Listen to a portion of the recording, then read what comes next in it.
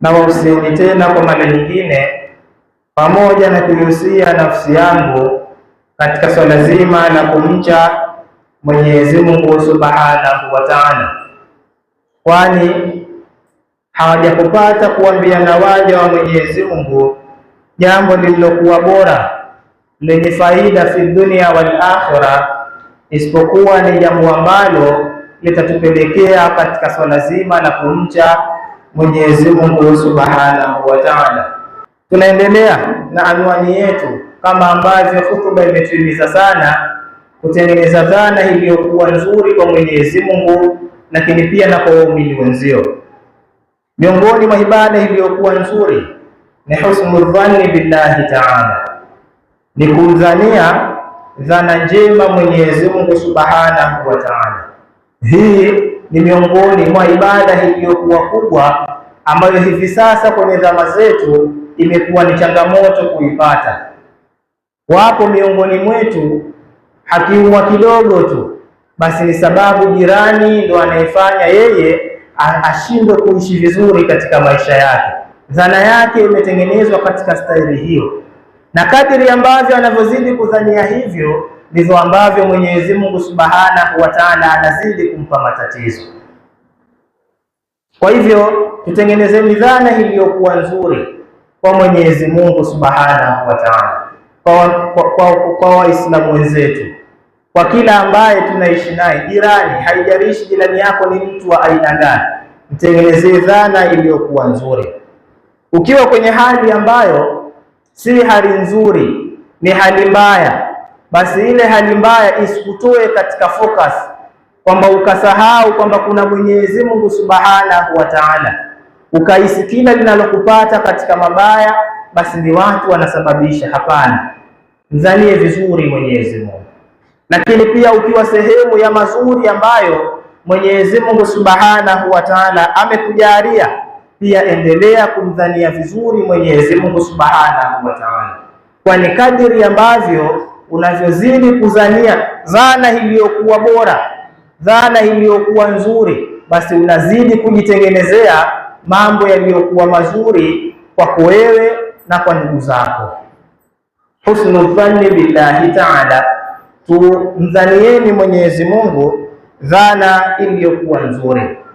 Wanawazuoni wakaeleza maeneo maalumu ambayo haya maeneo tunatakiwa tuzidishe sana kuweka dhana iliyokuwa nzuri. Yapo maeneo tunahimizwa sana kuweza kujikita, kukizi ama kukithirisha kuweka dhana iliyokuwa nzuri. Maeneo hayo wakatutajia maeneo matatu. Eneo la kwanza ambalo tunahusiwa sana kuweka dhana iliyokuwa nzuri ni wakati wa kutokuwa na roho, pale sakaratul mauti itakapokuwa imekufikia, roho yako inataka kutoka sasa katika mwili wako. Hii ni sehemu ya kwanza ambayo tumehimizwa sana kutengeneza dhana iliyokuwa nzuri katika sehemu hii. Inatakiwa mtu adumishe kuweka dhana iliyokuwa nzuri katika sehemu hii.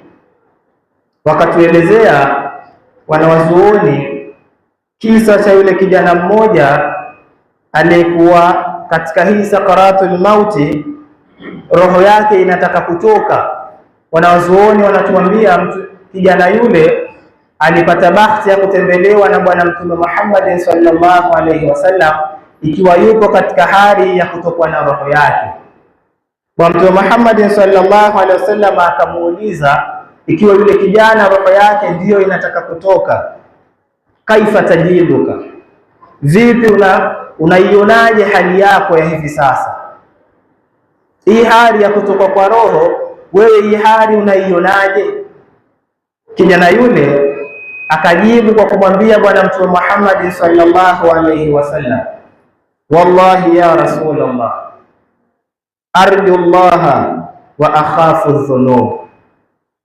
Alimwambia maneno haya mawili, alimwambia wallahi ya Rasulullah, nina hapa ewe mtume wa Mwenyezi Mungu, arju Allah, mimi katika hali hii nataraji kutoka kwa Mwenyezi Mungu Subhanahu wa Ta'ala, lakini wa akhafu dhunubi, na naogopea madhambi yangu.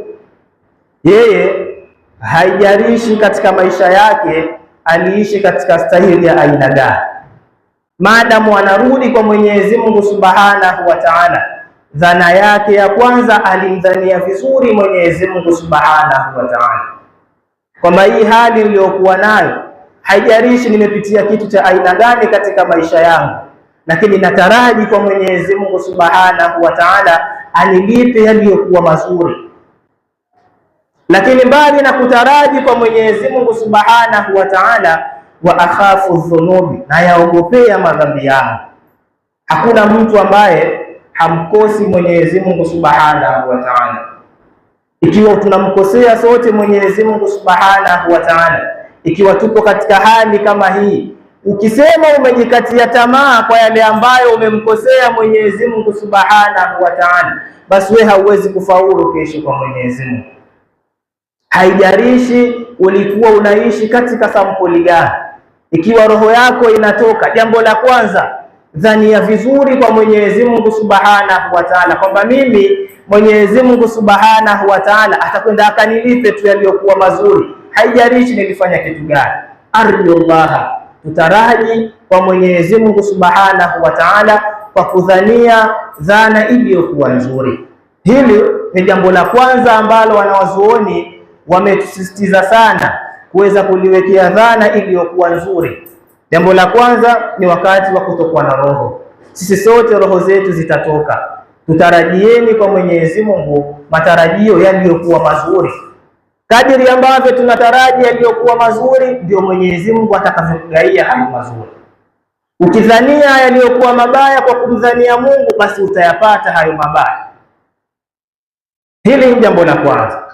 Jambo la pili, wanawazuoni wakatuambia ni wakati wa kuleta toba, kipindi ambacho unamtaka toba Mwenyezi Mungu Subhanahu wa Ta'ala.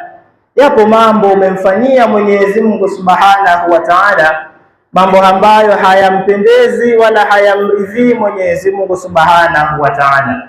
Umeamua kutaka msamaha kwa kuachana na yale yote ambayo hayampendezi wala hayamridhii Mwenyezi Mungu Subhanahu wa Ta'ala.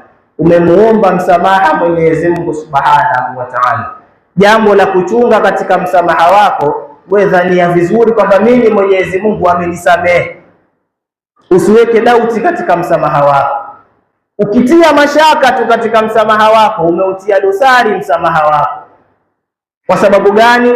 Mwenyezi Mungu anataka tumdhanie yaliyokuwa mazuri ili atupatie hayo mazuri. Sasa ukimuomba msamaha Mwenyezi Mungu Subhanahu wa Ta'ala, kisha ukawa una mashaka na ule msamaha wako, hivi kweli mimi Mwenyezi Mungu amenisamehe? Hauwezi kusamehewa. Mtake toba Mwenyezi Mungu Subhanahu wa Ta'ala, kisha dhania kwamba mimi katika hii toba yangu 100% Mwenyezi Mungu amenisamehe, kisha muachie Mwenyezi Mungu huo msamaha wako. Hili ni jambo la pili. Ukitia mashaka katika toba yako, itakuwa umefanya jambo ambalo Mwenyezi Mungu halipendi, na itakuwa msamaha wako utakuwa na mushkil. Hili ni jambo la pili ambalo wanawazuoni wametusisitiza sana. Pindi tunapotia dhana zetu, basi tutie dhana iliyokuwa nzuri katika mambo haya. Jambo la tatu na jambo la mwisho, wakati wa shida na matatizo. Unapopatwa na shida na matatizo, mwelekee sana Mwenyezi Mungu Subhanahu wa Ta'ala katika hayo matatizo na hizo shida. Ukishamwelekea Mwenyezi Mungu Subhanahu wa Ta'ala, kisha dumu kuwa na dhana iliyokuwa njema kwa Mwenyezi Mungu Subhanahu wa Ta'ala. Dumu kuwa na dhana iliyokuwa nzuri katika shida na matatizo uliyokuwa nayo, kuwa mimi Mwenyezi Mungu Subhanahu wa Ta'ala, haya matatizo na hizi shida ninazozipitia, kwamba ipo siku Mwenyezi Mungu atanitoa katika changamoto hizi na kuniweka katika sehemu iliyokuwa nzuri. Katika shida na matatizo usitie dhana iliyokuwa mbaya. kwa Mwenyezi Mungu Subhanahu wa Ta'ala, wala kwa Waislamu wenzio, wala kwa majirani unaoishi nao. Kila siku mimi Mwenyezi Mungu amenisahau, Mwenyezi Mungu amenitupa. Kila siku mimi naishi katika haya maisha yaliyokuwa mabaya, majirani zangu wananifanyia ubaya. Ukiishi hivyo shekhe, ni kana kwamba sumaku ile ya yale mabaya unayoyasema ndio unazidi kujivunikia nayo, unazidi kuyavuta katika maisha yako. Kadiri unavyolalamika kwamba unapitia maisha yaliyokuwa mabaya, ndivyo ambavyo Mwenyezi Mungu Subhanahu wa Ta'ala anazidi kukuletea yale mabaya. Kwa sababu gani? Ukilalamika ndio unamuomba Mungu. Sasa ukiwa unamuomba Mungu kwa sampuli mbaya, atakulipa yaliyokuwa mabaya. Tutengenezeni dhana zilizokuwa nzuri kwa Mwenyezi Mungu Subhanahu wa Ta'ala. Haya ndiyo maisha ambayo tunapaswa kuyaishi katika maisha yetu. Changamoto na matatizo ni sehemu ya maisha yetu. Tutengenezeni dhana zilizokuwa nzuri, kwani dhana iliyokuwa nzuri ndiyo ibada iliyokuwa bora. Husnul dhanni min husnil ibada, kumdhania vizuri Mwenyezi Mungu Subhanahu wa Ta'ala ndiyo ibada iliyokuwa bora. Tumwombeni Mwenyezi Mungu Subhanahu wa Ta'ala atujalie tuwe na dhana zilizokuwa njema zenye kumpendeza na kumridhia Mwenyezi Mungu Subhanahu wa Ta'ala.